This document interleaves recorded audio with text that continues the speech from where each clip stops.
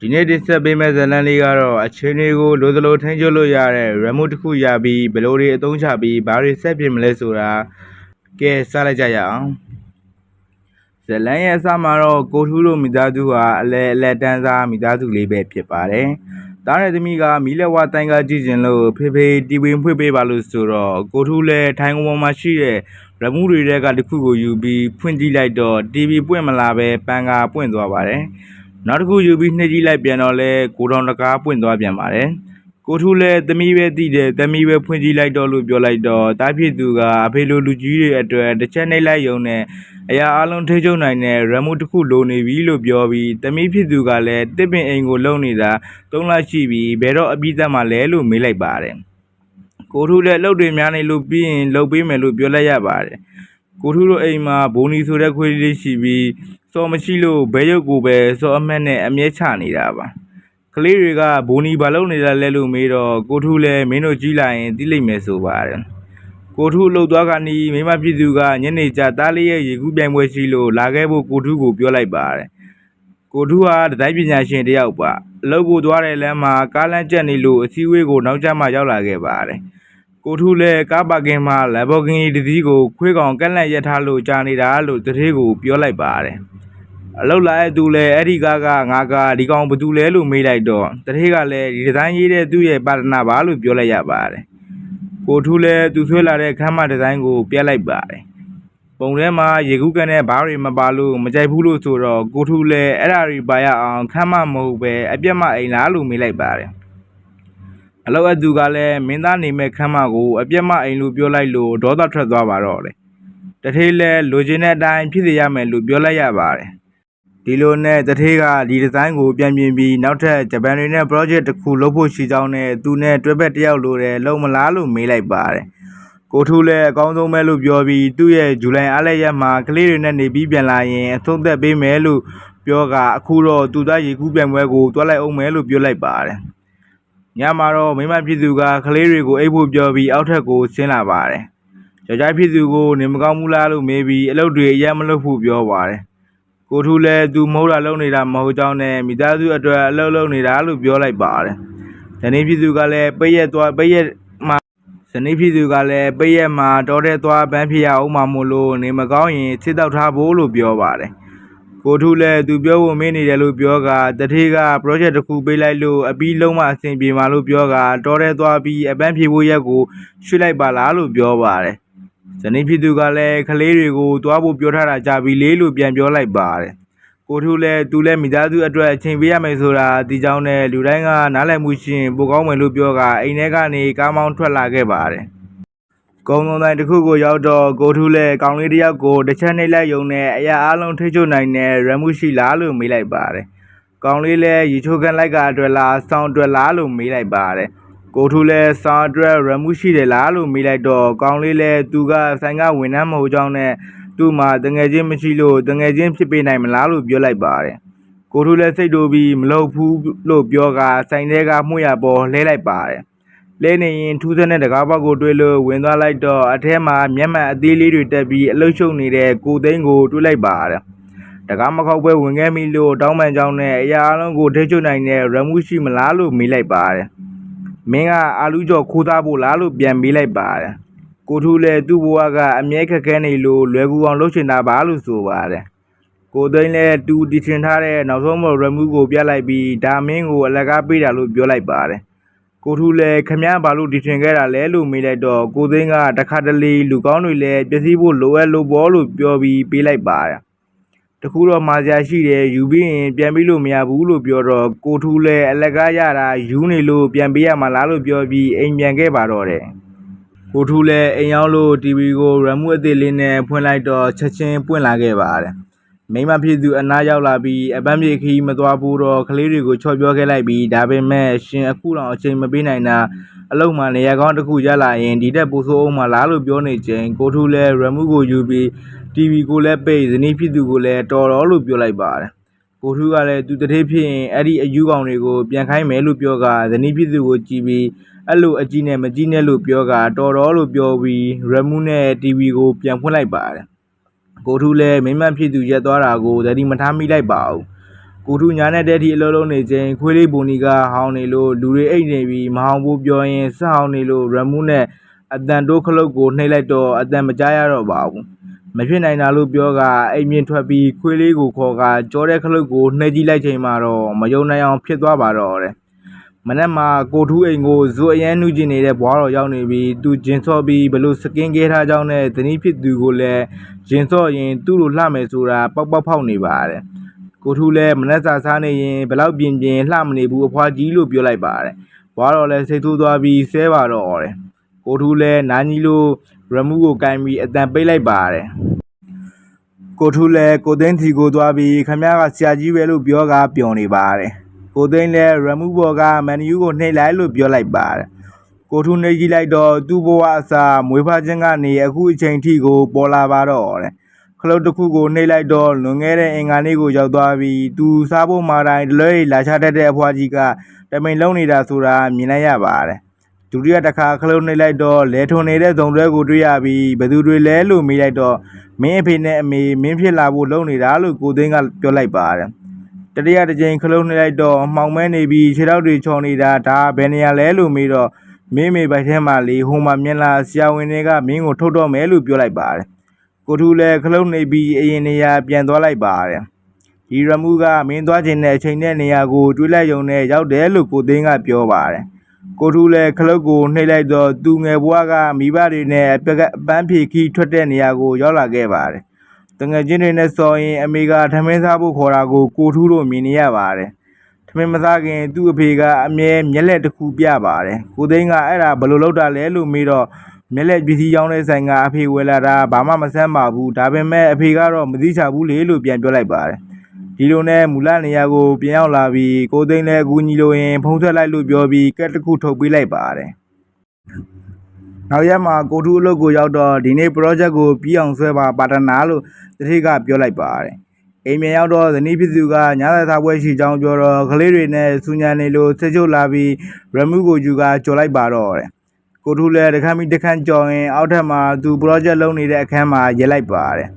်ဒါပေမဲ့လည်းမိမဖြစ်သူကသူအလုံးများနေလို့ကလေးခဏထိန်ထားဖို့နားပူအောင်ပြောနေလို့ထက်ကြော်လိုက်တော့အဲ့ရတဲ့ရောက်သွားပြီးဇနီးဖြစ်သူကအခုလိုစကားများနေရတာကျမတို့အတွက်မကောင်းဘူးလို့ဆိုပါတယ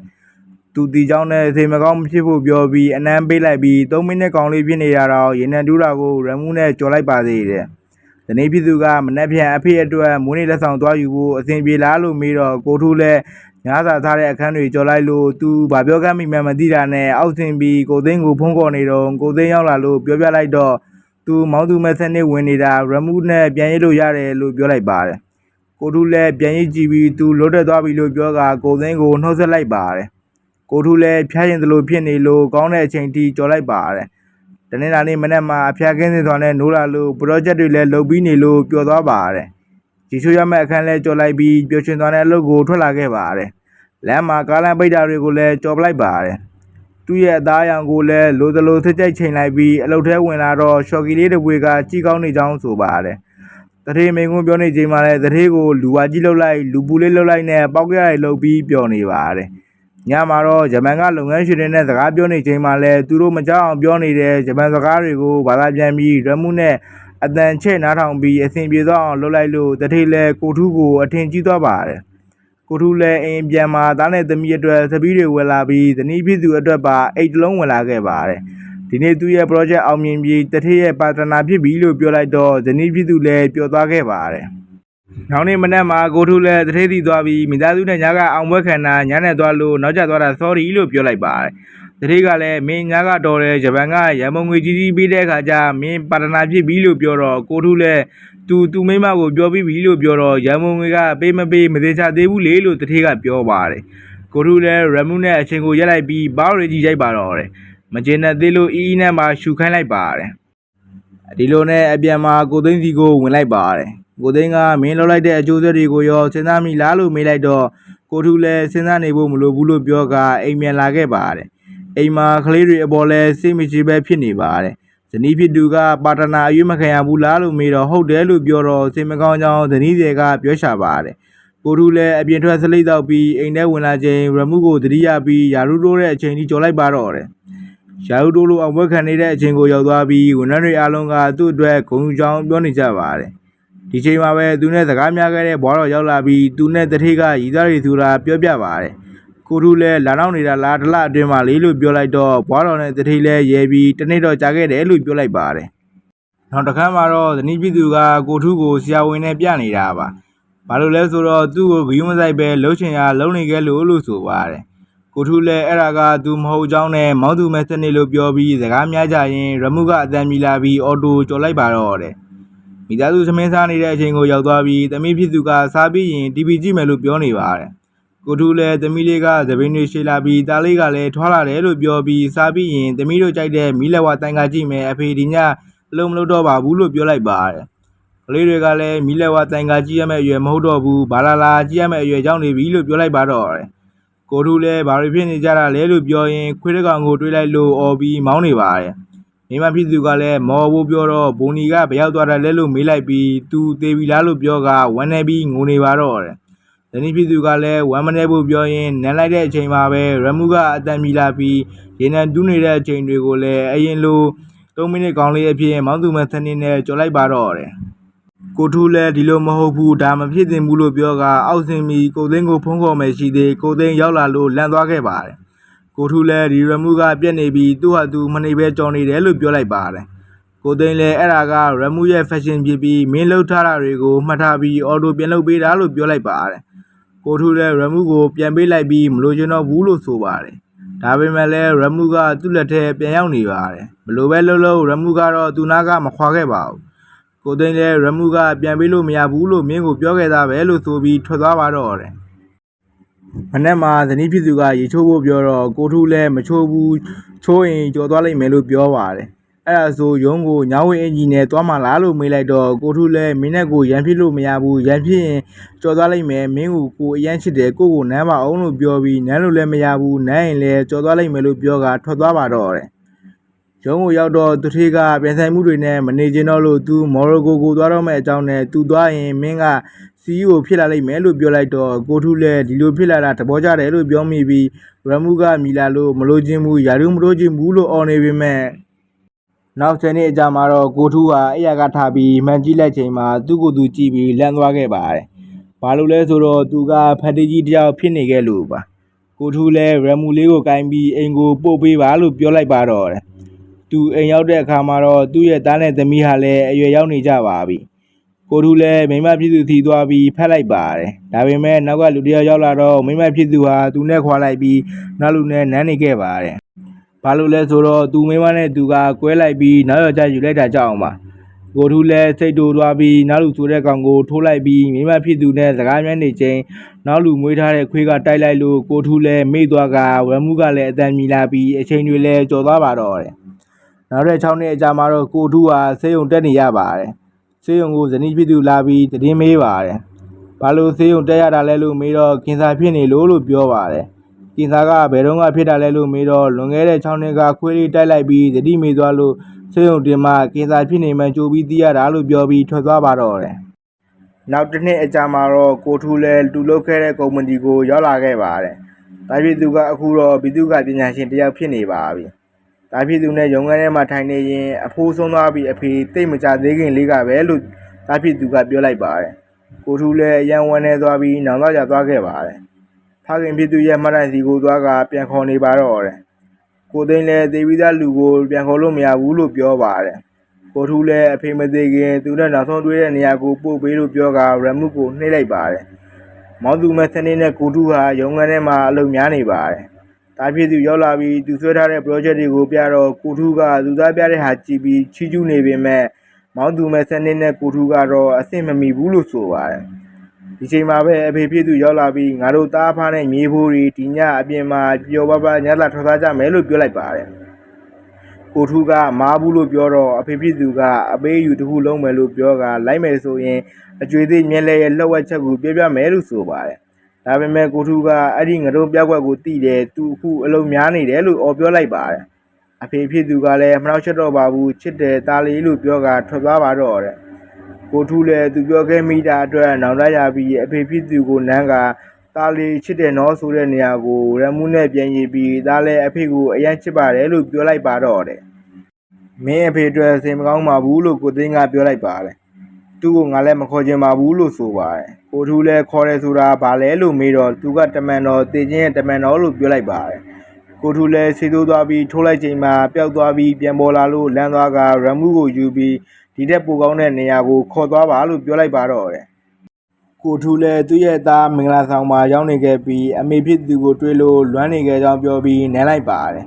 အမေဖြစ်သူကလည်းသားလေးကခလေးဘွားတွေကမနှမ်းတော့တာလို့ပြောလိုက်ပါတယ်အမေအရန်လှနေတယ်လို့ပြောတော့ကျေးဇူးပဲသားလေးလို့ပြောပြီးမင်းမိမအရန်လှနေတယ်အမေအကြိုက်ဆုံးလေးသားကဘာလို့လဲလို့လိုက်ရတာလဲလို့ပြောကာထွက်သွားပါတယ်ကိုထူးလည်းဇနီးဖြစ်သူရဲ့နောက်လူကိုသူ့သားရဲ့မင်္ဂလာမှာဇနီးဖြစ်သူနဲ့တူတူတွဲကားလို့ရမလားလို့မေးလိုက်ပါတယ်နောက်လူလည်းရပါတယ်လို့ပြောတော့သူတို့နှစ်ယောက်တူတူတွဲကနေရင်တမိဖြစ်သူကပထွေးဖြစ်သူကိုအဖေလို့ခေါ်လိုက်တာကြတော့ကိုထူးလည်းနှလုံးဖောက်ပြီးလဲကျသွားပါတော့တယ်ကိုထူးလည်းအေးဘော်ခန်းထဲကိုရောက်နေခဲ့ပါပြီသားနဲ့သမီးရောက်လာပြီးအဖေကိုအဖေသမီးကစောင့်နေတာ36နာရီရှိပြီးသားလည်းအလုံးများနေလို့ဟန်နီမူခရီးဖျက်လိုက်ပြီးအဖေလို့ပြောတော့ကိုထူးလည်းမဖြစ်ရဘူးမင်းမိမအတွက်မဖြစ်ရဘူးအဖေလိုအဖြစ်မခံနိုင်ဘူးလို့ပြောနေခြင်းဆရာဝန်ရောက်လာပြီးလူနာကိုအနားပေးဖို့ပြောရင်ပြန်ခိုင်းလိုက်ပါတယ်ကိုထူးလည်းဆေးဝလင်းတွေပိုက်တွေကိုဖြုတ်ပြီးဆင်းနေခြင်းမေးသေးထိုးရအောင်လာတဲ့ဆရာဝန်ကိုလည်းသူ့အနဲ့သူပြန်ထိုးလိုက်ပြီးသားနဲ့သမီးနောက်ကိုလိုက်ပါတယ်ကိုသိန်းရောက်လာပြီးအချိန်မကြာသေးဘူးကိုထူးအခုရက်လိုက်ပါလို့တားပေမဲ့ကိုထူးကတော့မူးရွာထဲမှာလိုက်သွားပါတယ်တားဖြစ်သူကိုခေါ်နေပေမဲ့သူ့ရဲ့အတန်ကအရင်လိုမဟုတ်တော့ပါဘူးတားဖြစ်သူလည်းကားပေါ်တက်ခါနီးမိုးရီထဲမှာလဲကျနေတဲ့အဖေဖြစ်သူကိုမြင်ပြီးပြေးလာခဲ့ပါတယ်ကားပေါ်ကမိသားစုတွေလည်းဆင်းလာပြီးကိုထူးစီကိုအမြန်လာကြပါတယ်အားလုံးရောက်ချိန်မှာတော့ကိုထူးလည်းငါမိသားစုလေးလို့ပြောနေခဲ့ပါတယ်ကိုသိန်းလည်းမင်းမိမကိုမင်းရေးပေးထားတဲ့စာကမင်းအိတ်ကထဲမှာလို့ပြောလိုက်ပါတယ်ကိုထူးလည်းဇနီးဖြစ်သူကိုစာလေးပြလိုက်တော့ဇနီးဖြစ်သူလည်းငိုပြီးထာဝရအမြဲတမ်းပါပဲလို့ပြောလိုက်ပါတယ်စာမရေးထားတာကတော့ထာဝရအမြဲတမ်းချစ်နေပေးပါလို့ဆိုပါတယ်ကိုထူးလည်းရှော့သွားပါတော့တယ်ဇလန်လေးကမပြီးသေးပါဘူးခင်ဗျာ Happy Ending လေးနဲ့ပြီးဆုံးခြင်းနဲ့ပြည်သက်ကြီးအတွက်ကိုထူးဟာဆိုင်ကမှုရပေါ်မှာအိပ်ပျော်သွားခဲ့တာပါသူနိုးလာပြီးငါဘယ်မှာလဲလို့ပြောလိုက်တော့ကောင်းလေးကဆိုင်မာလေးဆရာကြီးရတာတကယ်အိမ်မက်တစ်ခုမက်နေသလိုပဲလို့ပြောလိုက်ပါတယ်ကိုထူးကလည်းငါစလို့ဆိုင်မာလားဆိုပြီးမှန်ကြည့်ပြီးငါပြန်ငယ်သွားပြီလို့ပြောနေတော့ကောင်းလေးကဆရာကမငယ်ပါဘူးကျွန်တော်ကသာငယ်တာလို့ပြောလိုက်ပါတယ်ကိုထူးလည်းရမ်းပြောသွားပြီးမင်းမှန်တဲ့ကောင်းလေးမင်းနဲ့ငါတင်ငယ်ချင်းဖြစ်ပြီလို့ပြောလိုက်ပါတော့တယ်ကိုထူးလည်းပျော်ရွှင်စွာနဲ့အိမ်ပြန်လာပြီးမိဘတွေအခန်းထဲကိုဝင်ကတာဖေဖေနဲ့မေမေကိုအရန်ချစ်တယ်လို့ပြောကအဖေရဲ့အကျွေးသေးမျက်လှည့်ပြောပြတာသိချင်နေပြီလို့ပြောလိုက်ပါတယ်အဖေပြည်သူကလည်းမျက်လက်ပညာရှင်တွေကသူတို့ရဲ့လက်ဝက်ချက်ကိုဘယ်တော့မှမဖော်ပြဘူးလို့ပြောလိုက်ပါတော့တယ်အမေသားကိုမွေးပေးလို့အရန်ချစ်တယ်လို့ပြောလိုက်ပါတယ်ကိုထူးလည်းမိမနဲ့ကလေးတွေကိုမောင်တီခေါ်လိုက်ပါတယ်မိမဖြစ်သူဆင်းလာပြီးဘာဖြစ်တာလဲလို့မေးတော့ကိုအလုပ်ရှုပ်နေတဲ့မာဘူးဇူလိုင်အားလည်းရဲ့တော်တဲ့ကိုခီးထွက်ဖို့အတွက်လို့ပြောလိုက်ပါတယ်သားလေးကိုလည်းတစ်ပင်အိမ်ကိုမနှက်ပြန်အပြီးဆောက်ပေးမယ်လို့ပြောလိုက်ပြီးသမီးလေးကိုလည်းတနေ့ကျသမီးကအလားလေးဖြစ်လာမှသမီးလှုပ်ချင်တာအဖေလှုပ်ပေးမယ်လို့ပြောပြီးမနှက်ခီးထွက်ဖို့အတွက်စောစောအိတ်ခိုင်းလိုက်ပါတယ်ခွေးလီဘွန်ဒီအတွက်လည်းစောတပွေခေါ်လာပေးလိုက်ပါတော့တယ်ဒီလိုနဲ့ကိုထူးလည်းသူ3မိနစ်ကောင်းလေးမဟုတ်တဲ့အကြောင်းဇနီးဖြစ်သူကိုပြောရင်ဇလန်းလေးလည်းပြီးဆုံးသွားပါတော့တယ်ခင်ဗျာ